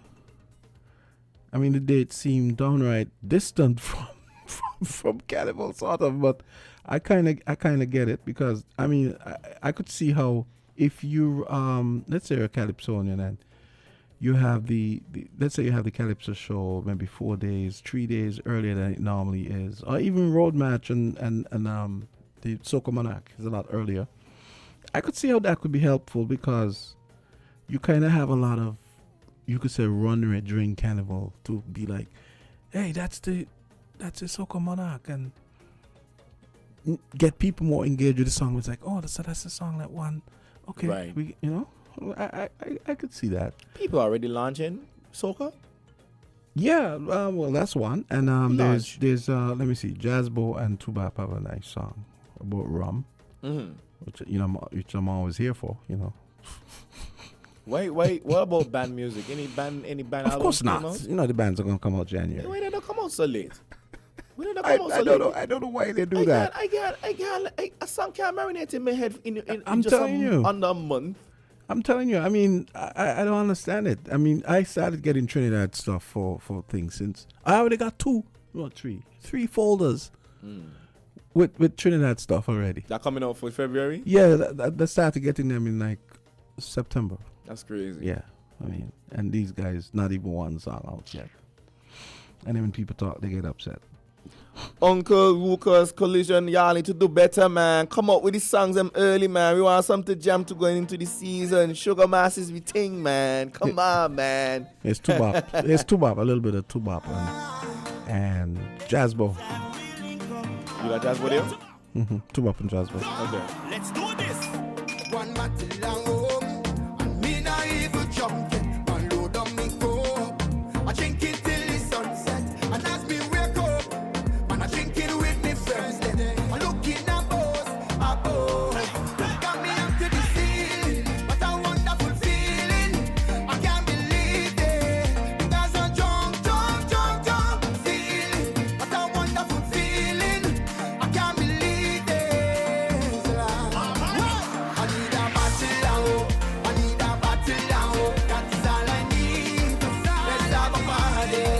I need a battle now. I need a battle now. That is all I need. Now, peep this track. I mean, strong melody, strong hook line. I Right. mean, something that everybody in the Caribbean, even if you're not from the Caribbean, you can relate to a bottle of rum, right? Right. This, I mean, you could hear anybody from any of these big artists we look up to. You could hear them singing this song. I can hear Voice singing that. I can hear Kes singing that. Right. So there is something we're doing wrong as far as getting our music to the next level. Just wanted to say, because this is a great song. Tubop and Jazzbo, bottle of rum. People. I'm sure they're doing what they can to get this song. I'm to the sure next they are. level, you know, big up Tubop, big up Jazzbo. We hear y'all. We playing y'all. So. Jackie says, I find the private events taking over Carnival. Why are the shows so early this year? Well, as for the first part, private events are what make Carnival everywhere else. We are only just catching up, actually. Yeah. I mean, you go to Trinidad, even Miami. But which private events? Is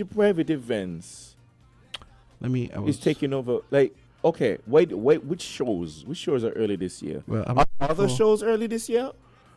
A lot of them are earlier. I'm trying to. Yeah. Sorry.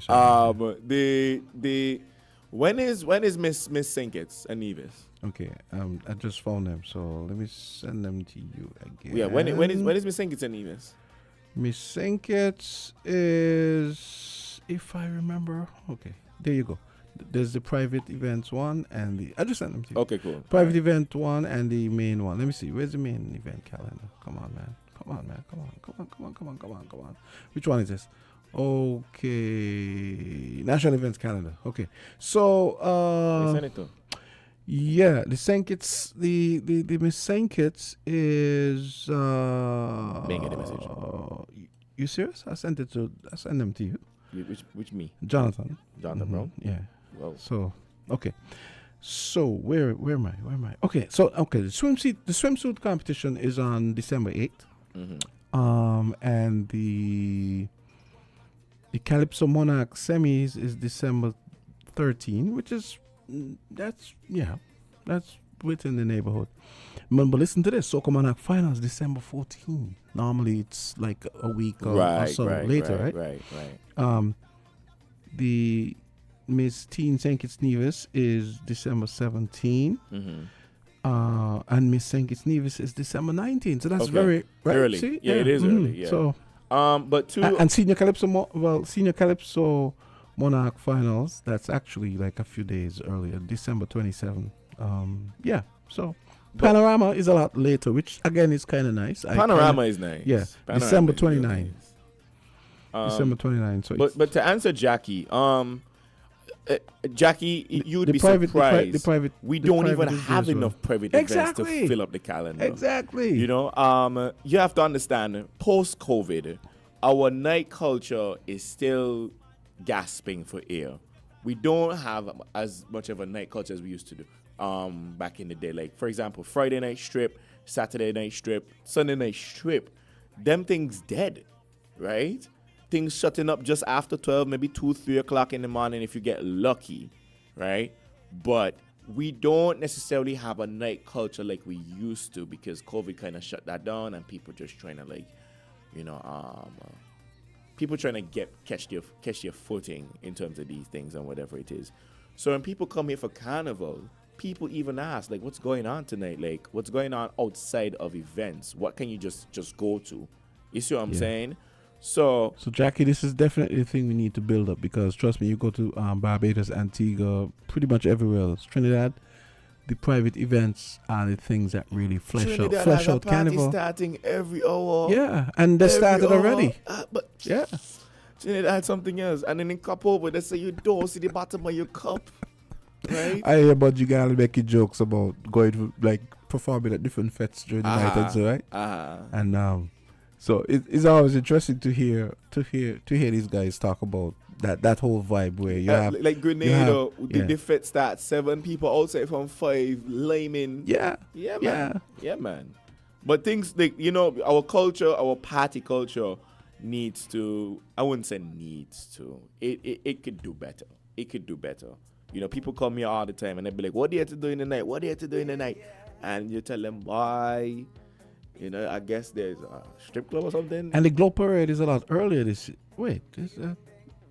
not earlier, a little later. It's December 23rd. Right. So the ASAP Globe Parade is on December 23rd. Let me look at some of the others. Hey, when is that there?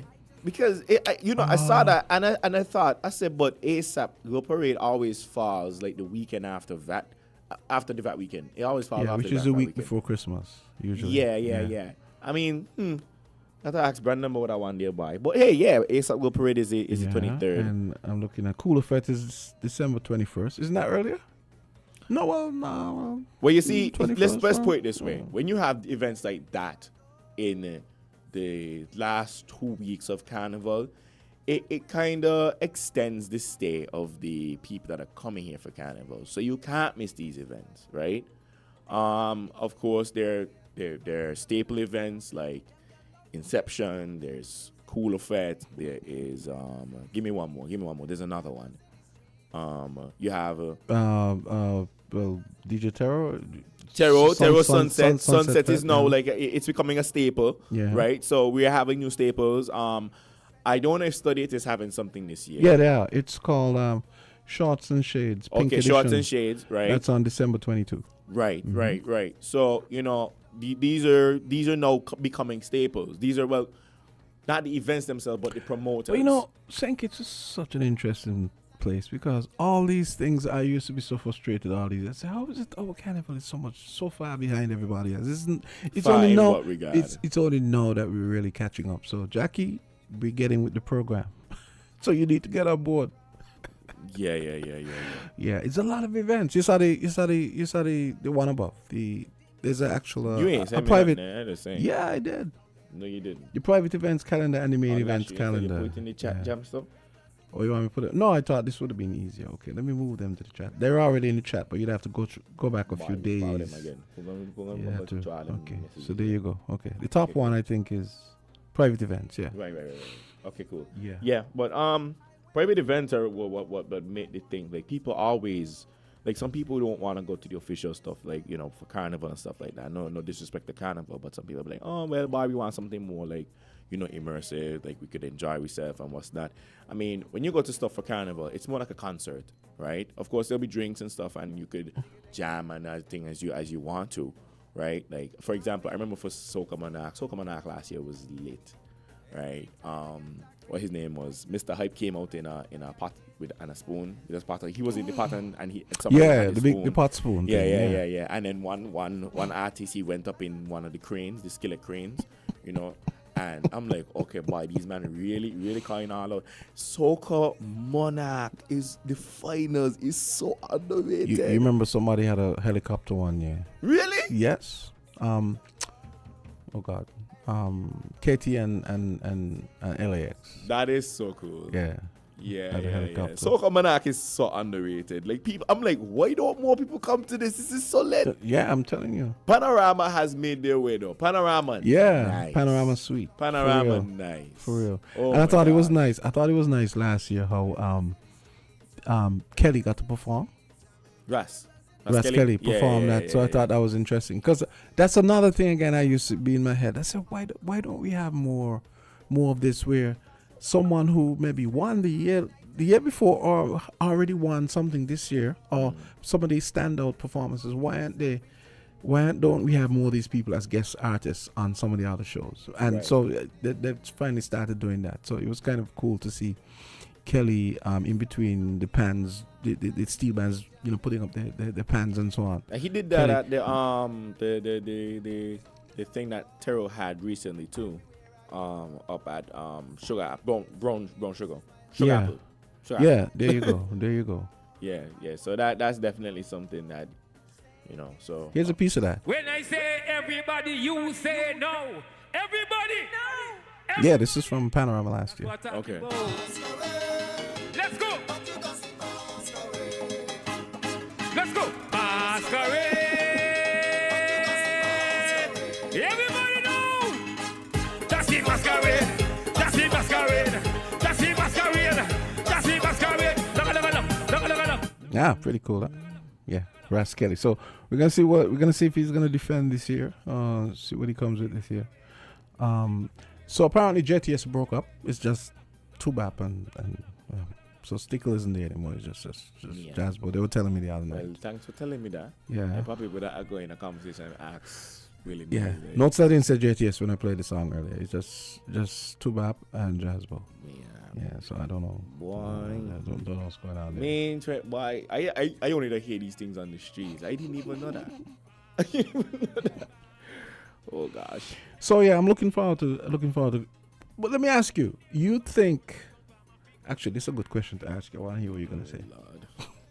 Lord. You think we need to move Carnival so Christmas could have some more time to shine and Christmas has more oxygen? What do you think? Christmas as in the religious part of it? Well, Christmas, yeah, the religious, because that's what it is. Well, I mean, it could be religious and some people don't. There's a secular side, but I mean, just the whole spirit of Christmas, okay. you know. No, my pastor would probably be happy if I said that yes, but everything has its audience, right? Now, some people might complain and say, well, Carnival is always about jamming this and jamming that and party this and party that. And that's not really compatible with Christmas, you have to argue. No, right? Christmas has a lot of festivities, right? And the question is, for me, is if our culture is being acknowledged during all of this, right? Now, people always, there were some complaints over the years that they don't see enough folklore related stuff on the road. So you're pulling a Trump on me. You're not really answering the question. No. I am answering the question. It's not a situation where you want it to be moved, but in the quote-unquote secular side of things, we need to make sure that our culture stays intact, because the fet culture and the costume culture is changing, right? But we need to remember, we need to also nail the fact why Carnival is the way it is and how it was before, right? So then why not move Carnival? I'm just being devil's advocate. I don't think we should move it, right? Because let's put it this way. Let's look at the calendar. If we move Carnival, the only place to probably move it would be maybe November, right? Why? Because most carnivals in the region already happen around the summertime. So going just pre-summer into summer, that's where most carnivals are. And we kind of want to have our own niche, right? Trinidad is February. Dominica is February, same time as Trinidad. Okay, cool. Martinique, Guadeloupe, same time as well. Boom. And then you have Jamaica and St. Martin Jamaica's in around April. Easter, yeah. Right? Mhm. And then there is all the others that pretty much come around the summer. People are now counting Miami in October, right? No, there's about a month gap in between for everybody to catch themselves financially. So if we put Carnival in October, November, it's really not gonna garner much. But then crowd. also, it's probably too close to when it kind of already is already. So right, and then after that, there's January. There's a gap until you go to Trinidad in February, right? So I think where we are is a pretty good spot, you know. And I grew up thinking, you know, every time there's Carnival or there's December coming, it's a mixture of Christmas, a mixture of Carnival. So I know what December smells like. I know what the sun looks like. I know what it feels like. But you know, the traditionalists would say that is the problem, that you have the sacred and the secular being mixed, and sometimes people don't know how to act when those two things clash up, and everything some people have a problem with that. Its crowd. Everything has its crowd. It's not a clash. You have to just choose, right? And that's a part of it's just a part of the culture, Jamsta. Like, you can't even walk away from it. I mean, as a church youth, I remember getting in trouble because I went Juve and them kind of things there, right? Really? Yeah. I remember this one time I told myself, I said, listen, everybody always talking about this Juve thing. Let me try it at least once, right? Let me try it at least once. Let me see what the rent was about, right? So and it wasn't no alcohol, nothing. It was nothing. I just wanted to see, like, okay, let me just go Juve. Let me see what it's like to, like, be a part of And you got that licks? crowd. Nobody, not in that day and age. Nobody, not okay. no licks. But I did get suspended. Cleo says Jesus Christ was not born on December 25th. Christmas is a pagan holiday, but that's not really the point. The point is, I guess maybe we should just resign ourselves to the fact that the traditionalists like Patricia Wigley here, who says they should separate Christmas from Carnival, two different activities. We're just gonna have to live with the fact that they're never ever gonna be separated, probably. Yeah, wow, that's just how it is. Why? I know. The only other thing that we have is probably like June. But Yeah. but at the end of June you're going into Nah, Saint June Lucia is like Carnival. exactly. I was just you're supposed to in say Saint that. Lucia Carnival, Yeah. right. That can't work either. And yeah, Sugar Mass is ours. Mhm. Sugar Mass is in December, and I think it's fine where it is. We're unique in that regard. I think we're the only carnival that is in December. Well, Montserrat as well. I think we're the only. Montserrat, yeah. Let me not do that. No, it's true. It's true. I just think Montserrat, I was about to be messy, but okay. Yeah, no, Montserrat, and then things. But Montserrat starts- people that come here. Yeah, I mean it's only 5,000 people over there. I mean, it No, can't be the same. Montserrat Carnival is not in December. Yes. No. What do you mean no? Montserrat Carnival in around March. No. St. it's Patrick's. No, that's a separate thing. That's St. something Patrick's, separate. Yeah, it's separate. Yeah. But they got troops. Yeah, but they do. They'd have the St. Patrick's Day thing, which is a big thing. No, it's December. Okay, look, let's take a quick break and then we come back for our final remaining moments. I gotta get this commercial break in. Okay, cool. Found the sound 98.9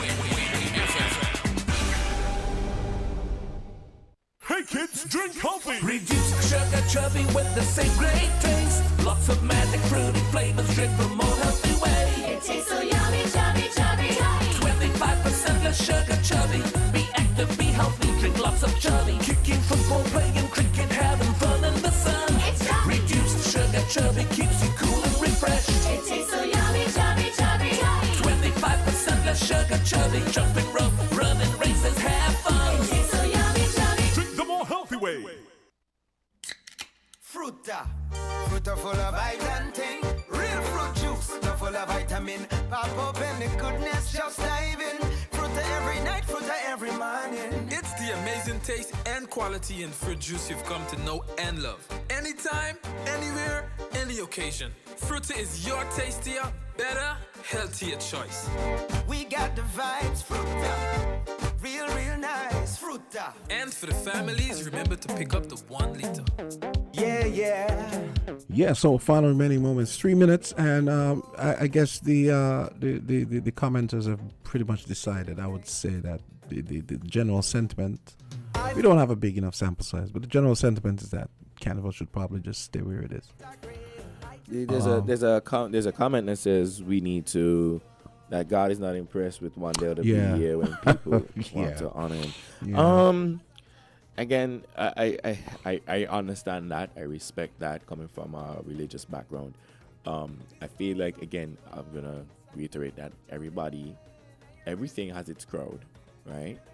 And the fact that the gospel and the Christianity and what's not is still holds a place in our legislation boards is still something to consider, right? This is why we don't have road march and them things on Sundays, right? Out of respect for the churches, right? I mean, if when it gets to the point where that goes out the door, then okay, we might have a problem, right?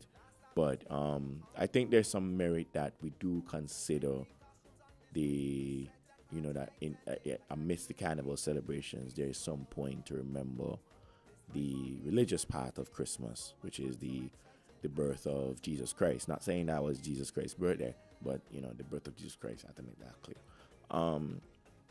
But yeah. Listener, we see you.